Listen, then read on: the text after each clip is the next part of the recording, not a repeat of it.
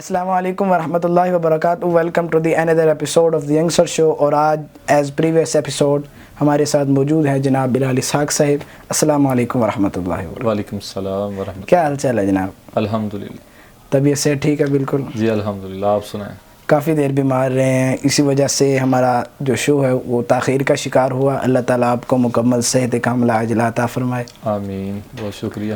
اور آج ٹاپک جو ہے نا وہ بڑا اسپیشل ہے، اور اس کی وجہ یہ تھی کہ ہمارے سٹی جو فیصل آباد کے اندر کرنٹلی کچھ ایسے واقعات پیش آئے کہ جب وہ سوشل میڈیا کی زینت بنے اور جب وہ سوشل میڈیا پہ آئے تو لوگوں میں غم و غصہ کی بہت زیادہ ایک لہر دوڑ گئی، اور لوگ اپنے لیے اس بات کو شرمندگی محسوس کرتے تھے کہ ہمارے سٹی کے اندر ایسا واقعہ پیش آ جائے، اور ظلم و بربریت کی انتہا کی گئی. تو اسی نسبت سے ہم آج کا جو ہمارا ٹاپک ہے وہ ہے اباؤٹ بروٹیلٹی، کرولٹی اور ظلم کے لحاظ سے. تو سب سے پہلے ظلم جو ہوتا ہے نا، جو ظلم کی ٹرم ہے وہ اس کی ڈیفینیشن یہ ہے کہ کسی بھی چیز کو اس کی اصل سے ہٹانا، یعنی کوئی چیز جو اس کا اصل حق ہے اس چیز سے اس کو ہٹا دینا، یہ ظلم ہوتا ہے. یعنی کسی کا مال ناجائز ہڑپ کرنا، وہ مال اس شخص کی ملکیت میں ہے، لیکن اگر ہم اسے ناجائز طریقے سے اپنے قبضے میں کریں گے تو وہ ظلم ہے. کسی کی جگہ پر ناجائز قبضہ کرنا، یعنی یہ ساری چیزیں ظلم کے اندر آ جاتی ہیں. کسی کا حق کھانا، یہ سب ظلم ہے. تو ہمارے معاشرے میں بہت سے ایسے واقعات پیش آتے ہیں، اور ظلم کے واقعات آئے روز بڑھتے جاتے ہیں. جتنا اس پر کنٹرول ہونا چاہیے وہ کنٹرول نہیں ہو رہا، اور ہمارے معاشرے میں اس طرح کے واقعات روزانہ ہمیں رپورٹ میں ملتے ہیں، اور سوشل میڈیا پہ سینکڑوں واقعات ایسے ملتے ہیں. تو آپ کیا سمجھتے ہیں کہ اسلامی معاشرے میں رہتے ہوئے جو ظلم کے واقعات ہیں، آخر ان کا سبب کیا ہو سکتا ہے، ان کی وجہ کیا ہو سکتی ہے؟ کیونکہ جو ہمارا دین ہے وہ تو ہمیں ہر وقت امن و سلامتی کا درس دیتا ہے. اس نے کبھی بھی ہمیں ظلم کا درس نہیں دیا، بلکہ وہ تو حقوق العباد کا درس دیتا ہے کہ مسلمانوں کے حقوق ان کا تحفظ کی جائے، اس کی حفاظت کی جائے. تو آخر اس کی وجوہات کیا ہو سکتے ہیں؟ بسم اللہ الرحمن الرحیم. دیکھیں جی، میں جو سمجھتا ہوں کہ ظلم جو ہے اس کی سب سے بڑی وجہ یہ ہے کہ ہمارے جو لوگ ہیں وہ جو ظلم کرتے ہیں نا، وہ سب سے پہلے ظلم کو ظلم سمجھتے نہیں ہیں. جی، وہ ظلم کو ظلم ہی نہیں سمجھتے. وہ کہتے ہیں کہ یہ ظلم نہیں ہو رہا، اور اس کا ایک سبب یہ بنتا ہے کہ جس بندے کے پاس مال زیادہ آ جاتا ہے، اس کے پاس پیسہ زیادہ آ جاتا ہے، گاڑیاں ہیں، بینک بیلنس زیادہ ہے، تو اب وہ بندہ جو ہے نا اپنے آپ میں وہ سیٹ بنا پھرتا ہے. وہ کہتا ہے جی میرے پاس اتنا کچھ ہے، اتنا مال ہے، میرے پاس گاڑیاں ہیں، میرا اپنا بزنس ہے، تو میرے نیچے جتنے بھی کام کرنے والے لوگ ہیں میں ان پر ظلم کر سکتا ہوں، میں ان کو اپنے جو ہے دبکے میں رکھ سکتا ہوں. ٹھیک ہے، وہ میری بات مانیں گے جو میں ان سے کہوں گا. یعنی ایک قسم کا یہ سمجھ لیں کہ وہ اپنے آپ کو ان لوگوں کے اوپر رب بن کے بیٹھا ہوا ہے. وہ کہتا ہے کہ میں ان کا رب ہوں، میں اپنے ملازموں کو، اپنے نیچے کام کرنے والوں کو جس طرح سے بھی ان کے ساتھ بیہیو کروں گا، جس طرح کا بھی رویہ ان کے ساتھ رکھوں گا، یہ اس کے اوپر نا لبیک کہتے ہوئے میری بات کو مان لیں گے. اگر میں ان کے اوپر ظلم کرتا ہوں تو یہ خاموشی اختیار کریں گے. ہاں، اگر یہ میرے ظلم کے اوپر آواز اٹھائیں گے تو میرا پیسہ چلتا ہے، میرا بینک بیلنس چلتا ہے، میں پیسے سے ان کو اڑا دوں گا، پیسے سے ختم کر دوں گا، پیسے کے ساتھ جواب دے دوں گا. تو جیسا کہ آپ دیکھ سکتے ہیں ریسنٹلی فیصل آباد میں جو شیخ دانش، وہ ایک بیروپیہ نکلا، بیروپیہ کہہ سکتے ہیں کہ بیروپیہ نکلا، مالدار بھی ہے، تاجر ہے، اتنا بینک بیلنس ہونے کے باوجود اب وہ اس کی جو اندر سے جو کہتے ہیں نا کہ چھپی ہوئی بھیڑ نکلی ہے، وہ اس کا چھپا ہوا درندہ کہہ لیں، یا یہ کہہ لیں کہ فیس آف. جی، چہروں کے پیچھے جو چہرے ہوتے ہیں وہ ایسے چہرے نکلتے ہیں کہ دیکھنے کو ایک تاجر ہے، مالدار بندہ ہے، تو اس کی لوگوں کے اندر بڑی رسپیکٹ بھی ہوتی. لیکن دیکھیں کہ وہ ایک خدیجہ نامی لڑکی جو ہے اس کے ساتھ اس نے کس طرح ظلم کیا. اس کی دیکھیں بیٹی، اپنی ذاتی بیٹی جو ہے وہ ملوث ہے ساتھ میں، کہ وہ کہہ رہی ہے کہ میرے باپ سے شادی کرو. اس کی کلاس فیلو ہے اور کہہ رہی ہے کہ میرے باپ سے شادی کرو. انا شیخ جو ہے، تو وہ دیکھیں کس طرح سے اس بیچاری جو خدیجہ ہے اس کے ساتھ ظلم کیا گیا. جوتے جو تھے ان کو کہا کہ یہ جوتے چاٹو، اور جوتوں کو سونگا گیا. اور اسی طرح دیکھیں کس طرح اس کے بال کاٹ دیے گئے، سر کے بال بھی کاٹ دیے گئے، اور ظلم و زیادتی کس طرح کی گئی. تو صرف کس لیے کہ ہمارے پاس پیسہ ہے، ہمارے پاس دولت ہے، ہمارا کوئی کیا بگاڑ لے گا۔ اور میں وہ خدیجہ کا انٹرویو سن رہا تھا نعمان صاحب، تو وہ خدیجہ کہہ رہی ہے کہ میں اپنے گھر میں موجود تھی جب مجھے گھر سے اٹھایا گیا ہے، اور میں گھر میں موجود تھی، میری والدہ بھی موجود تھی، میرے بھائی بھی موجود تھے، میرے بھائی اور والدہ کی موجودگی میں مجھے گھر سے اٹھا کر ان کے گن مین جو ہیں وہ گن پوائنٹ کے اوپر لے کر کے گئے۔ یہ دیکھیں کہ اس سے بڑا اور ظلم کیا ہو سکتا ہے۔ اس کا کیا مطلب تھا کہ بھائی ہمارے پاس اسلحہ ہے، ہمارے پاس مال ہے، ہم اپنے پیسے اپنے اسلحے کے اوپر جو ہے کچھ بھی کر سکتے ہیں۔ آپ دیکھ لیں کہ کسی ماں کے سامنے یا کسی کے بھائی کے سامنے اس کی بہن کو کچھ کہا جائے یا اس کی بیٹی کو کچھ کہا جائے تو جگرا جو ہے یا جگر جو ہے، سینہ جو ہے وہ تو چیرا جاتا ہے، چیر دیا جاتا ہے، انسان کو ختم کرنے والی بات ہے۔ تو دیکھیں کیا تھا ان لوگوں کا، صرف کہ پیسہ، مال اور دولت، اس کے اوپر وہ لوگوں کے اوپر جو ہے وہ ظلم کر رہے ہیں۔ یعنی سب سے بڑا جو اس کا سبب ہے وہ مال کی کثرت ہے، یعنی کہ جب انسان کے پاس زیادہ مال ہو جاتا ہے، اللہ تعالیٰ نے فرمایا انما اموالکم واولادکم فتنہ، کہ تمہارے مال جو ہیں اور تمہاری اولادیں تمہارے لیے فتنہ ہے، تمہارے لیے آزمائش ہے، اور اللہ تعالیٰ اس مال کے ذریعے آزماتا ہے لوگوں کو۔ تو جس کے پاس جتنا زیادہ مال آ جائے وہ اتنا زیادہ اپنے آپ کو سمجھ بیٹھتا ہے کہ اب پتہ نہیں میرے ہی حق میں چلنی ہے۔ قارون کو اللہ تعالیٰ نے اتنے خزانے عطا کیے، اور کیا تھا کہ اس کے خزانے اتنے زیادہ تھے کہ اس کے خزانوں کی چابیوں کے لیے ایک اونٹوں کا لشکر ہوا کرتا تھا، اور جب لوگوں کے اندر وہ زینت کے ساتھ نکلتا تھا لوگ اس کی طرف دیکھ کر رشک کرتے تھے کہ کاش ہمارے پاس بھی اتنا مال ہوتا، اور اس کے دل کے اندر انانیت کا بیج آ گیا۔ یعنی جب اس نے دیکھا کہ لوگ میرے مال کی طرف دیکھتے ہیں، میرے وقار کو دیکھتے ہیں، میری عزت ہے، وہ اس نے تو اپنی عزت سمجھی، ٹھیک ہے، لیکن اللہ تعالیٰ نے کیا کیا، اللہ تعالیٰ نے ذلیل و رسوا کر دیا، زمین کھلی اور زمین کے اندر اسے دنسا دیا گیا۔ جو اپنے مال پر تکبر کرتا ہے، جو غرور کرتا ہے، اور میں سمجھتا ہوں اس کی بڑی وجہ یہی ہے، جو انسان تکبر اور غرور کرتا ہے وہ انسان ظلم کے اندر آگے بڑھتا ہے۔ بڑے بڑے ظالم آئے، انانیت کے بت آئے، اللہ تعالیٰ نے ذلیل و رسوا کر کے رکھ دیا۔ وقت کا فرعون آتا ہے، اللہ تعالیٰ اسے پانیوں میں ذلیل و رسوا کر دیتے ہیں، اللہ تعالیٰ پانی میں غرق کر دیتے ہیں۔ وقت کا ابرہا آتا ہے، انانیت کی بت کو کلیجے پہ جلوہ گر کر کے کعبۃ اللہ کو گرانے کے لیے اللہ تعالیٰ چھوٹے چھوٹے پرندے ابابیلوں سے ذلیل کرواتے۔ تو یہ ایک ہسٹری ہے کہ جب بھی کوئی ظالم آیا، اس نے لوگوں پر ظلم کیا، وہ اپنے وقت کے اندر یا اپنے ٹائم کے اندر تو لوگوں پر ظالم بنا بیٹھا تھا، لیکن ایک وقت ایسا آیا کہ وہی ظالم وہ مغلوب ہوا اور اس پر اللہ تعالیٰ کا قہر برسا اور وہ لوگوں کے لیے نشانہ عبرت بنا۔ تو اسی لیے اللہ تعالیٰ نے انسان پہ ظلم کو حرام کیا اور اللہ تعالیٰ نے انسان کو ظلم سے منع فرمایا۔ حدیث مبارکہ فرمایا یا عبادی انی حرمت الظلم علی نفسی، یعنی اللہ تعالیٰ فرماتے ہیں کہ میرے بندے میں نے خود پر ظلم کو حرام کیا ہے، وَجَعَلْتُهُ بَيْنَكُمْ مُحَرَّمًا فَلَا تُظَالِمُوا، اور میں نے صرف خود پہ حرام نہیں کیا، میں نے تم پر بھی ظلم کو حرام کیا ہے۔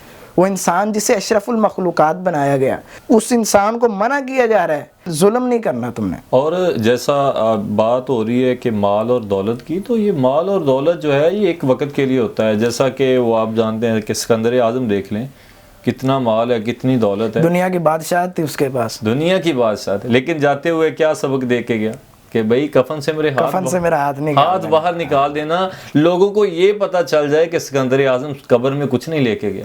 تو یہ جو مال ہے یہ دنیا میں ہی انسان کا جو ہے، یہاں تو انسان کو نفع دے سکتا ہے اگر وہ پیچھے نیک اولاد چھوڑ کر کے جا رہا ہے، یا اپنے مال کو حلال طریقے سے کمایا اور حلال طریقے سے اس کا استعمال کر رہا ہے۔ تو اگر تو اسی طرح کمایا ہوگا، اسی طرح اس نے جو ہے مال کو اکٹھا کیا ہوگا، تو وہ اس کے لیے دنیا میں بھی بربادی کا سبب بن سکتا ہے اور قیامت کو تو بالولا وہ اس کو تباہ کر سکتا ہے۔ تو ایک جو سب سے بڑی بات یہ ہے نعمان بھائی کہ ہم سمجھتے ہیں کہ ظلم جو ہے وہ کسی کا مال جو ہے اس کو ہڑپ کر لینا یہ ظلم ہے، کسی کو قتل کر دینا شاید یہی صرف ظلم ہے، لیکن ہم سمجھتے ہیں کہ بڑا کارنامہ کرنا جو ہے وہی صرف ظلم ہے۔